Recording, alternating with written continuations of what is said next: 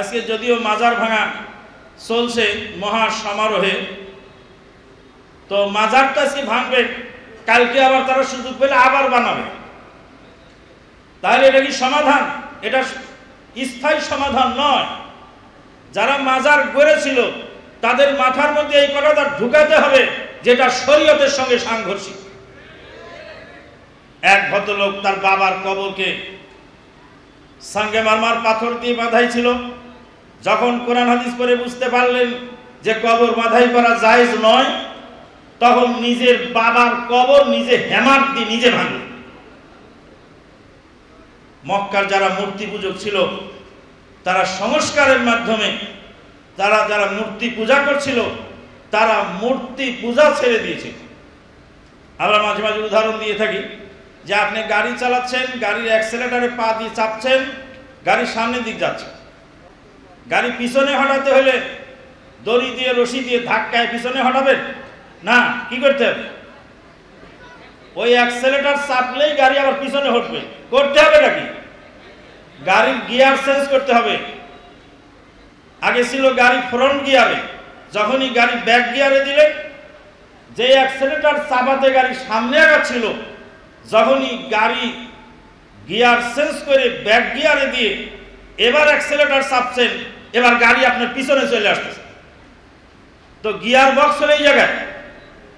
Gear box যখন change হয়ে যাবে, আকীদা যখন চেঞ্জ হয়ে যাবে, যারা যেগুলি গড়েছিল, যারা যেগুলি করেছিল, তারা সেগুলি ভাঙবে, নষ্ট করবে, তারাই একসময় নিশ্চিহ্ন করবে ইনশাআল্লাহ।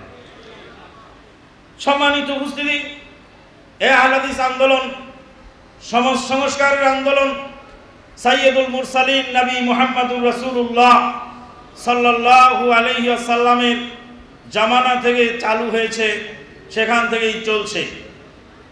পরবর্তীকালে সালাফে সালেহিন, সাহাবায়ে আজমাইন, তাবেঈন, ইজাম, আতবাউত তাবেঈন, আইম্মায়ে মুহাদ্দিসিন, আইম্মায়ে মুজতাহিদিন, তাদের অক্লান্ত পরিশ্রমে সমাজ পরিবর্তিত হয়েছে। আজকে মহতারাম আমিরে জামাতের আলোচনা আমরা শুনেছিলাম 1744 হিজরিতে, 1744 ঈসাই সনে, 1744 ঈসাই সনে সৌদি আরবে যখন এই তাওহীদ কায়েম হয়, তখন থেকে সেই সৌদি আরবের সংস্কার হয়েছে। সৌদি আরবের মাটিতেও একসময় শিরক বেদাত জর্জরিত ছিল। শিরক বেদাত কিরকম ছিল? রিয়াদের পাশে একটি খেজুরের গাছ ছিল। সেই খেজুরের গাছে অবিবাহিতা মহিলা গিয়ে খেজুরের গাছকে জড়িয়ে ধরে সেখানে গিয়ে বিলাপ করত আর বলতো, ইয়া ফাহালাল ফুহুল উরিদু যাওজা কাবলাল হাউল, ও পাঁঠার পাঁঠা, 1 বছর পুরো হওয়ার আগে আমাকে একটা স্বামীর ব্যবস্থা করে দাও। ফাহাল বলা হয় পাঁঠা বা ষাঁড়। বলছে, ইয়া ফাহালাল ফুহুল, ও পাঁঠার পাঁঠা, উরিদু যাওজা কাবলাল হাউল, 1 বছর পূর্ণ হওয়ার আগেই আমাকে একটা স্বামীর ব্যবস্থা করো। রিয়াদের দেরিয়াতে ওমর বিন খাত্তাব রাদিয়াল্লাহু তাআলা আনহুর ভাই যায়েদ বিন খাত্তাব রাদিয়াল্লাহু তাআলা আনহুর কবর ছিল। সেই কবরে ওরস হতো, তোয়াফ হতো, সাহাবীদের নামে জায়গায় জায়গায় শহীদ মিনার ছিল, অনেক কবর পূজা হতো সেখানে। সংস্কার এসেছে মুহাম্মদ বিন আব্দুল ওয়াহাব নাজদি রাহিমাহুল্লাহর ওসিলায়। পরবর্তীকালে এই সংস্কারের কারণে তার আপন শ্বশুর তাকে হত্যা করার নির্দেশ দেন। মুখে বলে দিলেন, তোমার চোখ যেদিক যায় চলে যাও, কিন্তু গোপনে যাদেরকে দায়িত্ব দিলেন পৌঁছিয়ে দেওয়ার, তাদেরকে বলে দিলেন ওকে নির্জন জায়গায় নিয়ে হত্যা করে ফেলে দিয়ে মরুভূমিতে। বিরাট লম্বা ঘটনা। মুহাম্মদ বিন আব্দুল ওয়াহাব নাজদি সংস্কারে গোটা আরব বিশ্বে আপনার এই সমাজ সংস্কার হলো।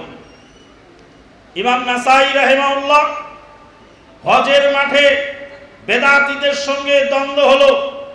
বেদাতীরা ইমাম নাসাই রাহিমাহুল্লাহকে সাফা মারওয়া পাহাড়ের মাঝখানে পায়ের তলায় পিষ্ট করে অন্ডকোষের বিসি ছেঁচে পা দিয়ে খসে তাকে হত্যা করেছে। কবি বলছেন লান তাহসাবিল মাজদা তামারান ওয়া আনতা আকিলুহু ওয়া লান তাবলুগিল মাজদা হাত্তা তালাকা সাবিরা।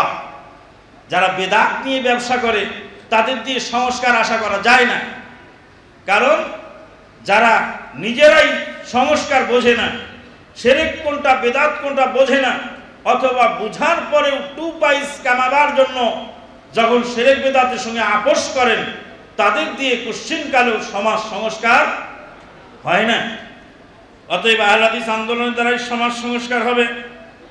রাসূলুল্লাহ সাল্লাল্লাহু আলাইহি ওয়াসাল্লাম বলেন, বাদাল ইসলামু গারিবান সায়াউদু কামা বাদা ফাতুবা লিল গুরাবা। ইসলাম অপরিচিত অবস্থায় শুরু হয়েছে, ইসলাম ফিরে যাবে অপরিচিত অবস্থায়। কতই না সৌভাগ্য গোরাবাদের জন্য। সাহাবায়ে কেরামগণ জিজ্ঞেস করলেন, মান হুমুল গুরাবা ইয়া রাসূলুল্লাহ সাল্লাল্লাহু আলাইহি ওয়াসাল্লাম, হে আল্লাহর নবী, গুরাবা কারা? নবী সাল্লাল্লাহু আলাইহি ওয়াসাল্লাম বলেন, আল্লাযীনা ইউসলিহুনা মা আফসাদান নাস। যারা সংস্কার করবে, সংশোধন করবে মানুষ যেটাকে নষ্ট করেছে।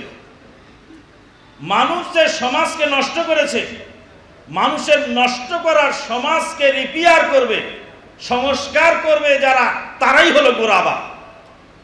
সম্মানিত উপস্থিতি, আহলে হাদিস আন্দোলনের তিনটি সংস্কার আমরা দেখতে পাই, মৌলিক তিনটি সংস্কার, এর মধ্যে আরো অনেক সংস্কার আছে। প্রথম নম্বর হলো শিক্ষা সংস্কার।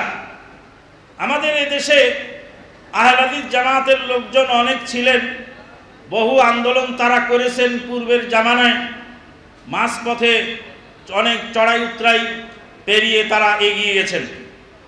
কিন্তু আমরা যেটা সচক্ষে দেখেছি যে আমাদের দেশে আহলে হাদিসদের কোনো কোরআনের অনুবাদ ছিল না, কোনো তাফসীরের কিতাব ছিল না, কোনো সালাত শিক্ষা দুই একজন আলেমের ব্যক্তিগত প্রচেষ্টা ছাড়া সাংগঠনিক কোনো প্রচেষ্টায় সে ব্যবস্থা ছিল না। ইসলামিক ফাউন্ডেশনের নামে যে সমস্ত শিরক বেদাত এবং কুফরি পূর্ণ কিতাব তারা ইসলামিক ফাউন্ডেশনে আমার আপনার ট্যাক্সের টাকা দিয়ে তারা সেগুলি ছাপায় বিতরণ করেছে। ইসলামিক ফাউন্ডেশনের এক বইয়ের মধ্যে লেখা আছে নবী আউলিয়াদের কিসসা শোনো। তার মধ্যে লিখেছে বদর শাহ রহমাতুল্লাহ আলাইহি চিটাগাং বন্দর দিয়ে হেঁটে যাচ্ছিলেন, আর একটা জাহাজ পানিতে ডুবে যাচ্ছিল। জাহাজের নাবিক বলেন, বদর বদর বাঁচাও। তখন বদর শাহ রহমাতুল্লাহ আলাইহি কিছু আটা গুলায় বানায় তারপরে ওই জাহাজের তলায় লাগাই দিলেন, পানি উঠা বন্ধ হয়ে গেল। তারপরে নিচে মন্তব্য করছে, এই জন্য নাবিকেরা জাহাজ তোলার সময়, পাল উড়াবার সময় বদর বদর বলে বদর শাহ জিকির করেন। আমাদের সোনামণিরা কবিতা করেছে, নৌকারা আসে যায় পাটেতে বুঝাই, দেখে কি যে খুশি লাগে কি করে বুঝাই, বাদলে বদর বলে তুলিয়া বাদাম, হাল দিয়ে ধরে রাখে মেঘের লাগাম। বাদলে বদর বলে তুলিয়া বাদাম, বদর শাহ নাম বলে নাবিকেরা জাহাজের বাদাম তুলবে। নাউযুবিল্লাহ। ইসলামিক ফাউন্ডেশনের শিক্ষা। ইসলামিক ফাউন্ডেশনে সেখানে আরেকটা কিসসা উল্লেখ করেছেন। কিসসার মধ্যে বলেছেন, রাবেয়া বসরি যখন হজে যাওয়ার নিয়ত করলেন, আল্লাহ কাবা ঘরকে বললেন, ও কাবা ঘর, আমার বান্দিরে কষ্ট দেওয়া যাবে না, তুই জলদি বাসরায় চলে যা। কাবা ঘর বাসরায় চলে গেল। শিরোনাম হলো এগিয়ে এলো কাবা ঘর। যে লোকে কথা লেখলো সে লোকে কথা ভাবলো না যে নবী মুহাম্মদুর রাসূলুল্লাহ সাল্লাল্লাহু আলাইহি ওয়াসাল্লাম হুদায়বিয়ার মাঠ থেকে মদিনায় চুক্তি স্বাক্ষরিত করে ফেরত চলে গেলেন। কাবা ঘর 12 কিলোমিটার আগেল না, 12 কিলোমিটার যে কাবা আগেল না নবীর জন্য, সেই কাবা ঘর এগিয়ে গেল রাবেয়া বসরির জন্য। তো কাবা ঘর যে রাবেয়া বসরির জন্য চলে গেল বাসরায়, তো মক্কায় যারা হজ উমরা তোয়াফ করতে আসলো তাদের অবস্থা কি হলো সে কথাও সে ভাবেনি। শাইখুল ইসলাম ইমাম ইবনে তাইমিয়া রাহিমাহুল্লাহ বলেন যে দুনিয়াতে নাদান লোক দিয়ে শিরক বেদাত চালু হয়েছে বেশি। যারা ইসলাম বোঝে না, কোরআন হাদিস বোঝে না, আমরা মাঝে মাঝে বলি যে এই যে আপনার রাতে নিয়ত করেন না রমাদান সিয়ামের নিয়ত, নয়তুয়ান আসুমা গাদান, আমি নিয়ত করছি যে কালকে রোজা রাখবো, মানে আজকে সিয়াম পালন করতেছি আর নিয়ত করতেছি কালকে রাখবো। ওই গাধা যদি গাদান শব্দের অর্থটা বুঝতো তাহলে কোশ্চেন কার ওই নিয়ত বানায় জাতিকে বিভ্রান্ত করতো।